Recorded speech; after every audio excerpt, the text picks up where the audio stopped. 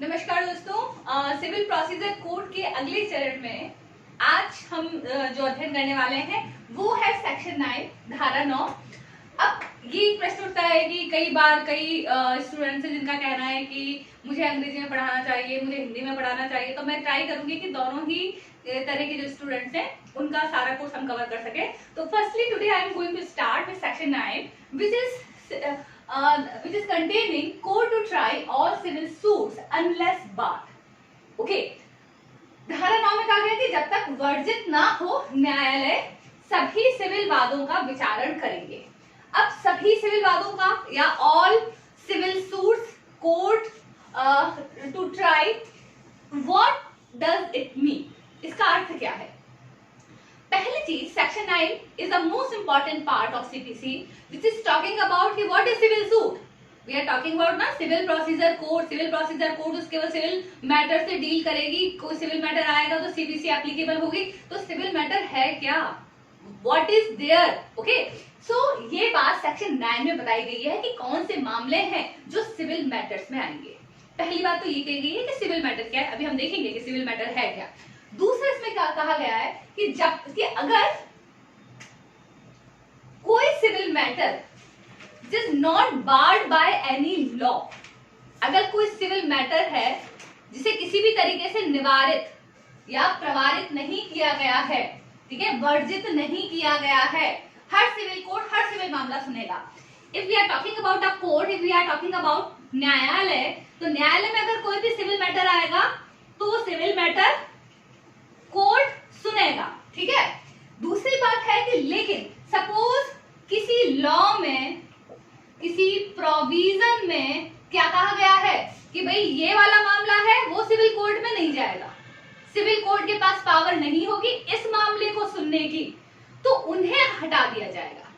मतलब generally civil court हर civil मामला सुनेंगे, उन मामलों को हटा दिया जाएगा। Civil court are not going to listen those matters which barred by law. Okay?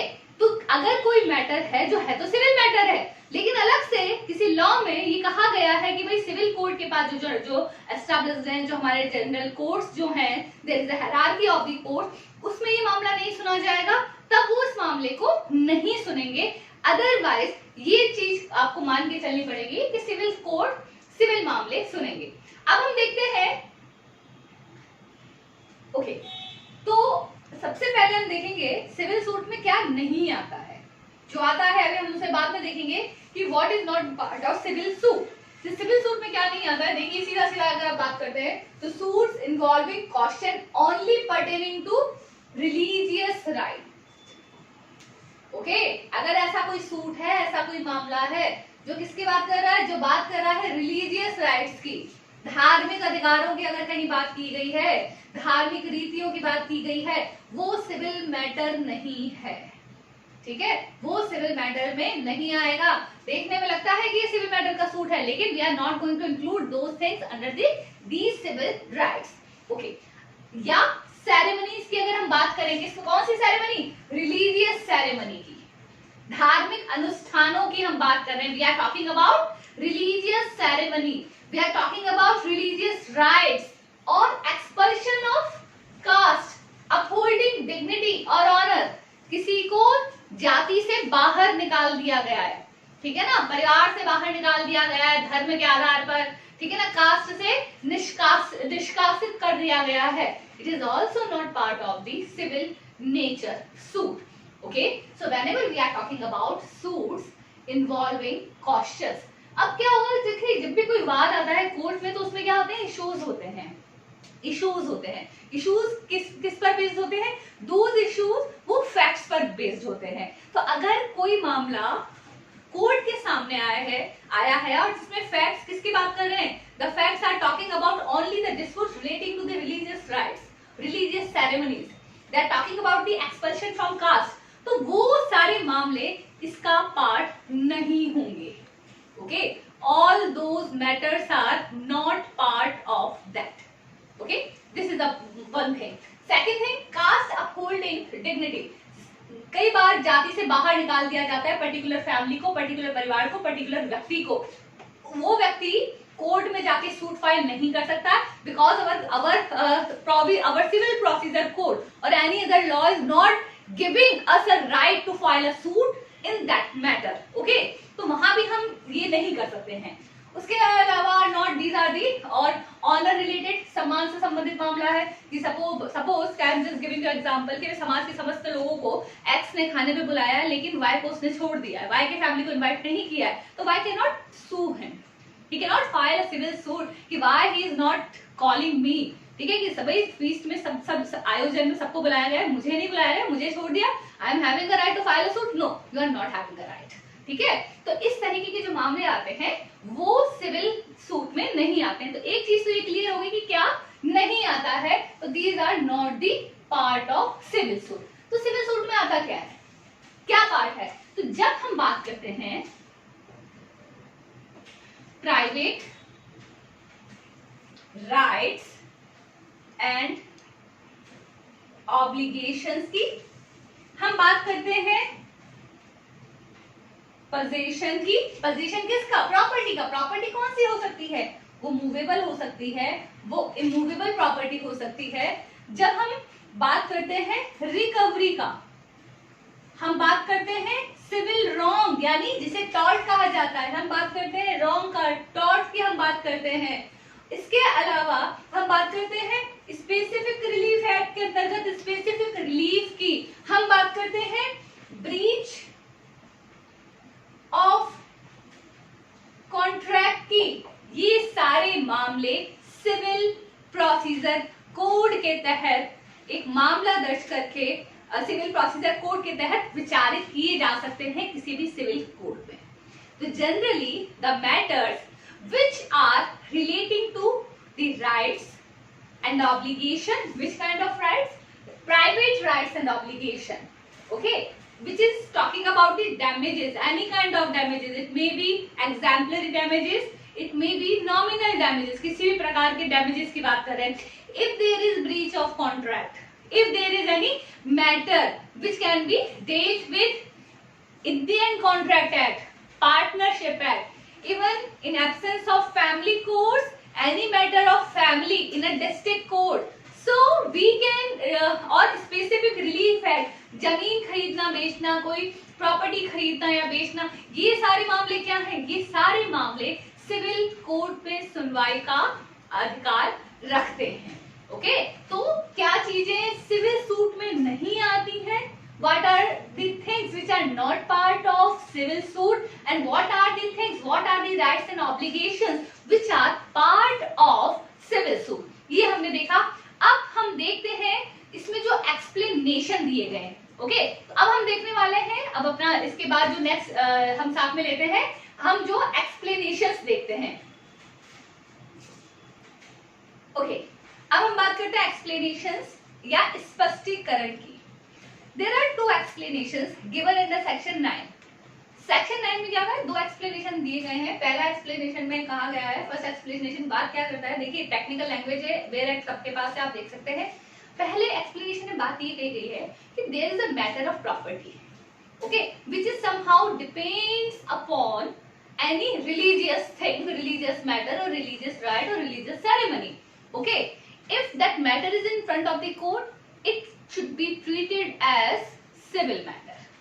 अभी भी आपको समझ में नहीं आएगा, अब मैं आपको बताती हूँ। एक व्यक्ति है जो किसी मठ का मठाधीश है। मठ क्या है? ये हिंदू संस्कृति का एक इम्पॉर्टेंट पार्ट है कि सपोज एक्स, ये एक मठ है जिसका मठाधीश एक्स है, ठीक है। Now according to their rights, according to their religion, he will hold entire property of that मठ। ये सारी मठ की प्रॉपर्टी एक्स होल्ड करके रखेगा, he can take decisions regarding that property। लेकिन अब एक्स की हो जाती है डेथ, ठीक है, there is no family member, इसने शादी नहीं की थी, इसके फैमिली में और कोई नहीं, अगला मठाधीश कौन होगा? ए होगा, बी होगा या सी होगा? इस बात को लेकर, क्योंकि जो मठाधीश होगा उसका उस प्रॉपर्टी या संपत्ति पर अधिकार होगा। इस मैटर को अगर कोर्ट में लाया जाता है कि there is a suit between A, B and C, ठीक है, ए ने बी और सी को पार्टी बनाया है कि after him I am holding the entire property of math, I should be appointed as मठाधीश।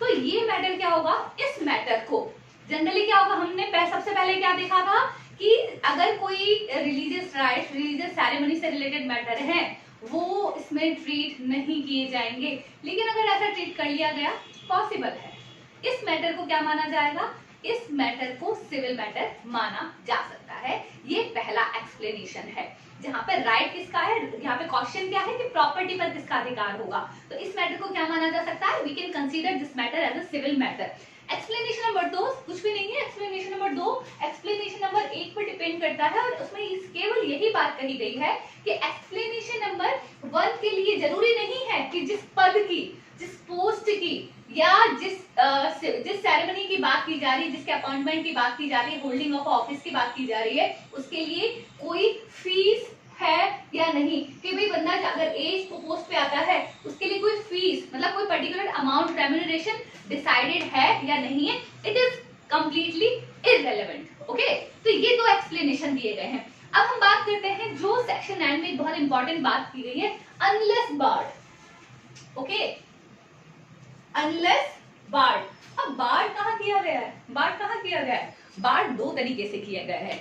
एक बार्ड किया गया है एक्सप्रेसली, क्लियरली, जो आपको देखने को मिलेगा फॉर एग्जाम्पल यहाँ पे एक्सप्रेस बार्ड भी हो सकता है और इम्प्लाइड बार्ड भी हो सकता है। फर्स्ट एक्सप्रेस, अगर हम एक्सप्रेस बार्ड की बात करते हैं, ठीक है ना, एक्सप्रेसली अगर कोई मैटर बार्ड किया गया है कि this civil code will not entertain any such matter. Express, आपने इंडस्ट्रियल डिस्प्यूट एक्ट देखा होगा, आईडी एक्ट, ठीक है, आपने कंज्यूमर प्रोटेक्शन एक्ट देखा होगा, ठीक है, आपने बहुत सारे इसके अलावा एक्ट देखे होंगे कि जिनके लिए स्पेशल कोर्ट की स्थापना की गई है। कंपनी के मैटर सिविल कोर्ट, कंपनी के मैटर सिविल मैटर के हो सकते हैं, लेकिन हमारे सिविल कोर्ट उसको नहीं सुनते हैं, ठीक है। इंडस्ट्रियल डिस्प्यूट एक्ट में मामले कहाँ जाते हैं, लेबर कोर्ट के पास जाते हैं। एग्रीकल्चरल लैंड से रिलेटेड मैटर कहाँ जाते हैं, आरआरए के पास जाते हैं। Our civil courts are not authorised, why, because in these act, industrial dispute act, consumer protection act, ठीक है, पार्लियामेंट एक्ट, तो उसमें स्पेशली लिखा गया है कि इस तरह का कोई मामला ये इंस्टीट्यूट, ये जो ट्रिब्यूनल है वो सॉल्व करेगा, ना कि हमारे सिविल कोर्ट। तो ये एक्सप्रेस बार है। Okay, each and everyone can not listen, can not here these matter, मतलब हर कोर्ट इन मामलों की सुनवाई नहीं कर सकता। ये तो हो गया एक्सप्रेस बार, एक बात होगी। दूसरा मैंने आपको कहा कि there is a term implied bar. Implied bar क्या हो गया, इम्प्लाइड यहाँ पे डायरेक्ट तो नहीं लिखा गया है। फॉर एग्जाम्पल, हम जब कॉन्ट्रैक्ट एक्ट पढ़ते हैं, who is not competent to contract, उसमें हम पढ़ते हैं, हम एग्जाम्पल देते हैं, डायरेक्ट बेरेक्ट में कहीं नहीं लिखा हुआ है, लेकिन एग्जाम्पल क्या देते हैं, alien enemy, we can not enter into a contract with alien enemy. Why so, alien enemy कोई सूट फाइल नहीं कर सकता। अब हमारे सिविल कोर्ट एलियन एनिमी का कोई मामला नहीं सुनेंगे, सुनवाई नहीं करेंगे, ये इम्प्लाइड बार है, ठीक है। Convict can not institute a suit, ये इम्प्लाइड बार है। तो इस तरीके से जो सेक्शन 9 है, सेक्शन 9 में आपको कई चीजें याद रखनी है, सिविल मामलों में क्या नहीं आता है, सिविल मामलों में क्या आता है, एक्सप्लेनेशंस दो एक्सप्लेनेशंस है, उनमें क्या बातें कही गई हैं, और लास्ट में बार दो प्रकार के हो सकते हैं, एक्सप्रेस बार और इम्प्लाइड बार। अगली क्लास में हम नेक्स्ट प्रोविजन देखेंगे। बने रहिए हमारे साथ सफलता चैनल के साथ। Thank you so much.